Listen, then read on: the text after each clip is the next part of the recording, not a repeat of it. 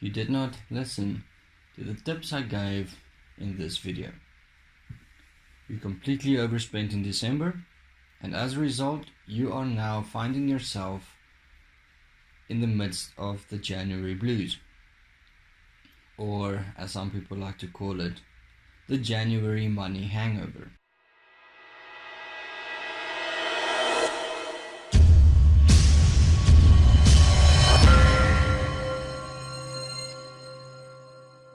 Lucky for you, I am here to assist you with a couple of tips on how to make January better.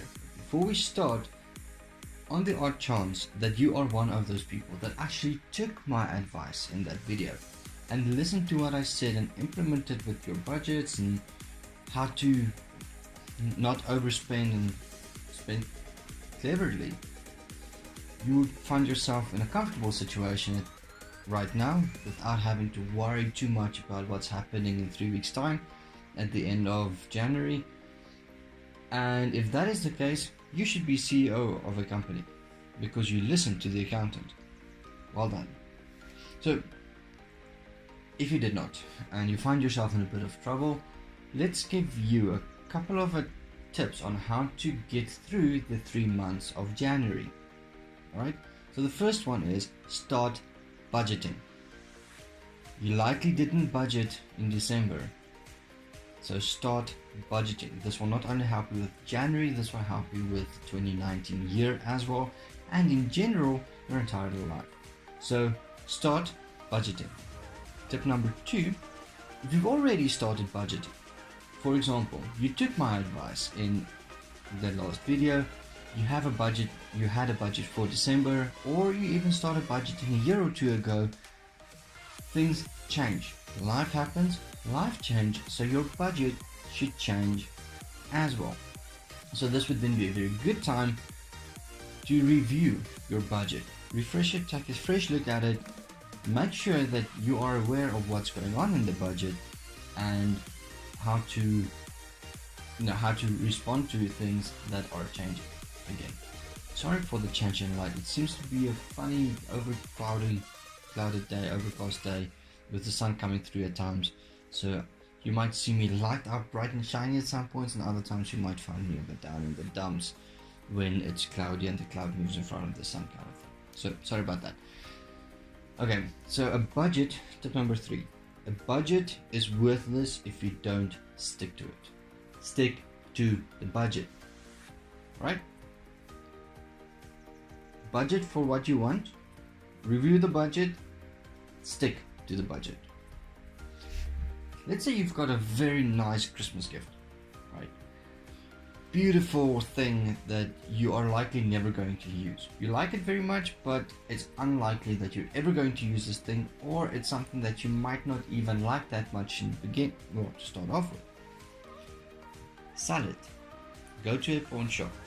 Now I know what you're thinking. I'm talking about the kind of like cash crusaders. Go to a Pintjies winkel. Take your item and go and sell it at a second-hand store. You'll declutter a bit. You would get cash, which is always good. Get some extra cash. And it's a way for you to, if you overspent in December, this could be a way for you to have a bit of a regmakertjie to help with this babalas. One thing that also happens very often in January is a lot of companies have sales.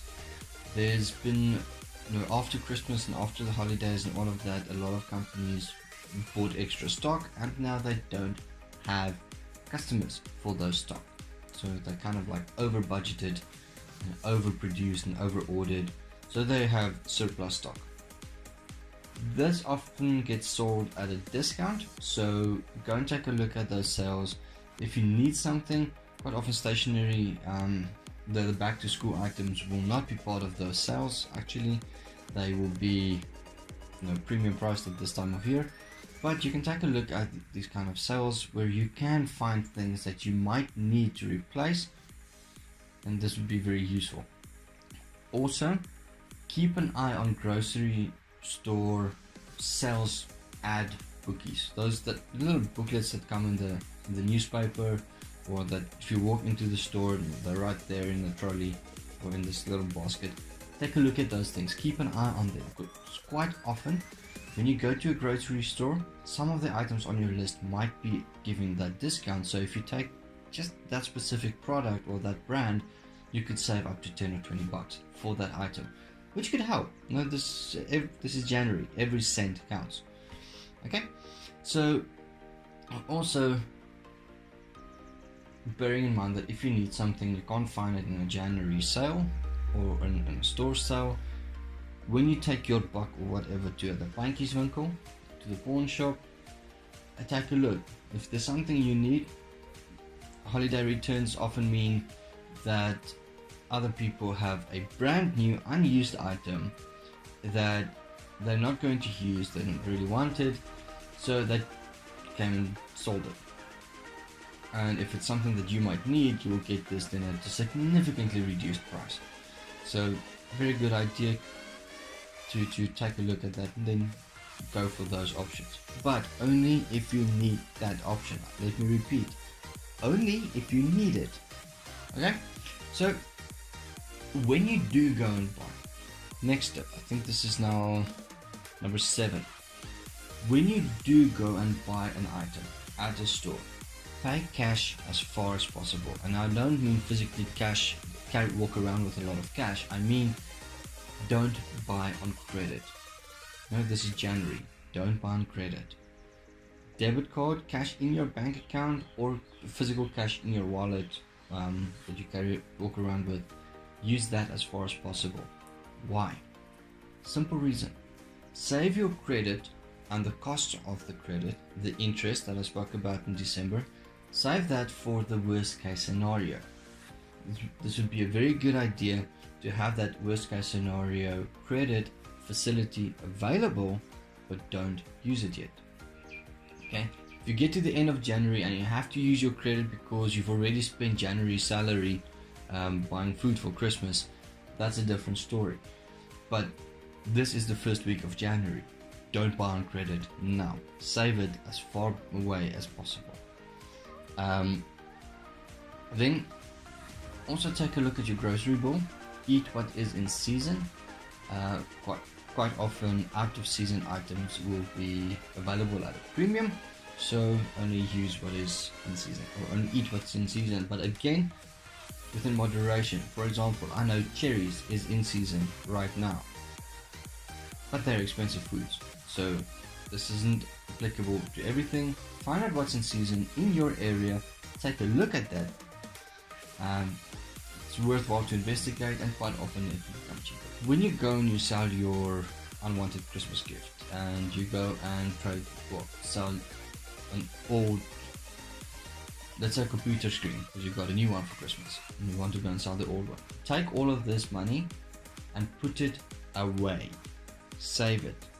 Do not spend it. Put this away for the worst case scenario situation come end of January and you don't have enough cash for your debit orders. This is where you can then start using that. And if you do have enough cash for debit orders, because you are very strict with yourself and you are not in a position where you know your funds have run out, then save this. No, more specifically, invest this. Right? This cash will would grow over time, and then it would be a nice emergency fund. Right? So, and then the final tip I have for how to survive the 3 months of January is subscribe to my channel, like this video, and leave a comment, because I am entertaining like that. My name is Jacques Taljaard, this is Taljaard Accounting Services. I hope you have a fantastic 2019, and as I've mentioned in last week's video, you already have an idea of what's to come. I've got a couple of other ones I've already thought about in this year. A couple of other topics I've already added to the list, so I'm looking forward to it. I'm looking forward to spending this time with you, and I'm also looking forward to getting your feedback.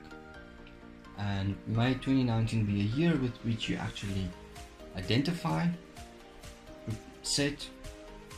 and set your goals, achieve those goals, or at least make significant steps towards achieving those goals. Have a great weekend.